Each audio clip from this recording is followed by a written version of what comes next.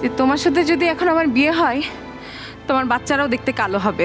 তুমি কিন্তু আমার কথা শোনো রাহাত, এটা আমার কাছে নতুন কিছুই নাই। এই ধরনের এক্সপিরিয়েন্স আমার আগেও হয়েছে। আমার ফ্রেন্ডরা আমাকে বলতো কি কয়লা, আমি নাকি দেখতে কয়লার মতো। আমি কলেজে উঠেছিলাম যখন, কলেজের বাইরে ছেলেরা দাঁড়িয়ে থাকতো, অন্যদেরকে টিজ করতো, আর আমাকে বলতো কালো কালো, কালি কালি। নীলা, আমি কেন এসেছি কারণটা তো একবার জানতে চাইবে। প্লিজ যাও এখান থেকে। নীলা, তুমি জানো যে আমি আসলে বিয়েটা হুট করে ঠিক হয়ে গেছে। আর নীলা, পারিবারিক চাপে আমি এক প্রকার বাধ্য হয়েছি রাজি হতে। কিন্তু কিন্তু নীলা, তুমি যেটা জানো না সেটা হচ্ছে নীলা, আমি এই বিয়েটা করছি না নীলা। আমি এই বিয়েটা করছি না নীলা। আমি তোমাকে ভালোবাসি নীলা। আমার চোখে এই পৃথিবীর সবচেয়ে সুন্দর নারী তুমি নীলা। গায়ের চামড়ার রং এগুলো কিচ্ছু না নীলা। মানুষের মনের রংটাই আসল নীলা। কিন্তু তোমার পরিবার, তারা বুঝবে, আর তারা না বুঝলে আমি জানি আমি কি চাই। আমি তোমাকে চাই নীলা। আমি সারা জীবন নিজের বেঁচে থাকার জন্য সাহস খুঁজেছি নীলা। তুমি আমার বেঁচে থাকার সাহস। আমি প্রতিনিয়ত তোমাকে খুঁজেছি নীলা। তোমার ব্যক্তিত্ব, তোমার সাহস, তোমার কথা, আমি তোমাকে চাই।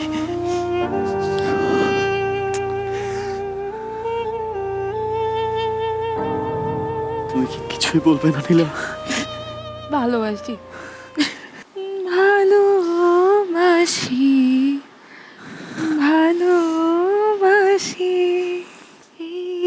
ঈশ্বরে কাছে দূরে জলে স্থলে বাজাই বাজাই বাসি, ভালোবাসি।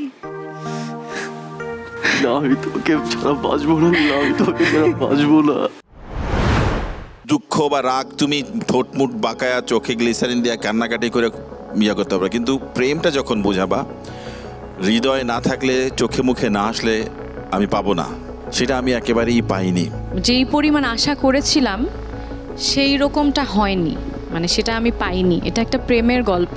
তোমাদের দুজনের এখানে অ্যাক্ট দেখে আমার প্রেম পাওয়া উচিত, কিন্তু পাইনি। ডিটেল একটা ক্যারেক্টার ওয়ার্কআউট করলে ভালো হতো।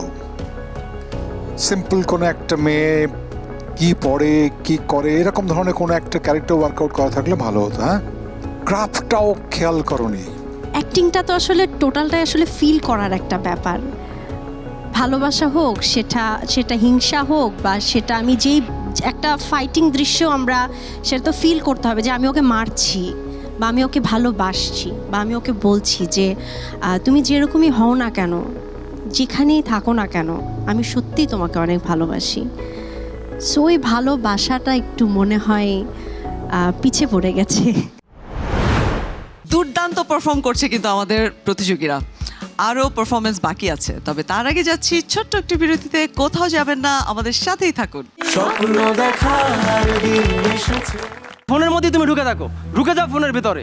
এই কি বলো তুমি? মানে আমার ফোনেই তো প্রবলেম, আমি ফোনই ইউজ করি। ইউজ করো না। স্বপ্ন দেখার বার ভিড়কে ঠেলে সময় এবার সামনে দাঁড়। Welcome back to our Deepto স্টারহান road two finale. আমাদের অলরেডি 4 জন প্রতিযোগী কিন্তু পারফর্ম করে ফেলেছে এবং আরও 6 জন প্রতিযোগীর পারফরমেন্স বাকি রয়েছে। এই পর্যায়ে আমি মঞ্চে আমন্ত্রণ জানাতে চাই হাফিজ এবং মিষ্টিকে।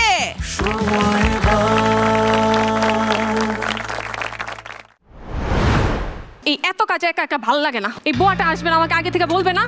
এই কি করতেছ তুমি? আবার ফোন নিছো না? বই পড়তেছি আম্মু। বইটা কই আমি দেখি। কি এটা? সারাটা দিন শুধু ফোন আর ফোন। আম্মু, তুমি আমার ওই দিন বলছো না তুমি পাইলট হবা? তুমি যদি এভাবে